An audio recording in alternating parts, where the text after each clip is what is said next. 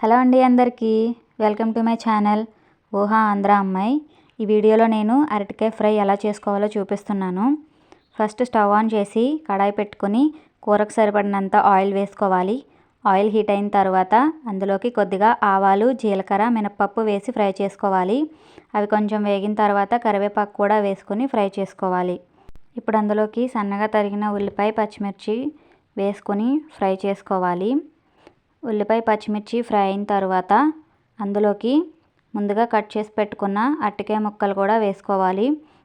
అరటికాయ ముక్కలు వేసుకున్న తర్వాత ఒక 15 మినిట్స్ వాటిని ఫ్రై చేసుకోవాలి, లేదంటే ముక్కలు పచ్చిగానే ఉంటాయి.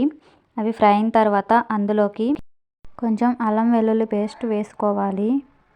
టేస్ట్ బాగుంటుందండి, ఒకసారి ట్రై చేసి చూడండి. ఇలాగా అరటికాయ ఫ్రై ఇలా చేసుకుంటే బాగుంటుంది టేస్ట్.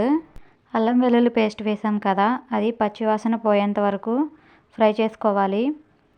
అలా ఫ్రై చేసుకున్న తర్వాత అందులోకి కొద్దిగా పసుపు, ఇంకా రుచికి తగ్గట్టు ఉప్పు, అలాగే కారం కూడా మీరు ఎంత తినగలిగితే అంత వేసుకోండి. వేసుకొని కలుపుకోవాలి. ఉప్పు, కారం వేసిన తర్వాత కూడా ఒక 10 మినిట్స్ ఫ్రై చేసుకోవాలి. కూరగాయల మొక్కలు వీడియో తీసి పెడతా అన్నాను, అది కుదరలేదండి. తీస్తాను కుదిరినప్పుడు, అది కూడా వీడియో తీసి పోస్ట్ చేస్తాను. కాకపోతే కొంచెం లేట్గా పెడతాను.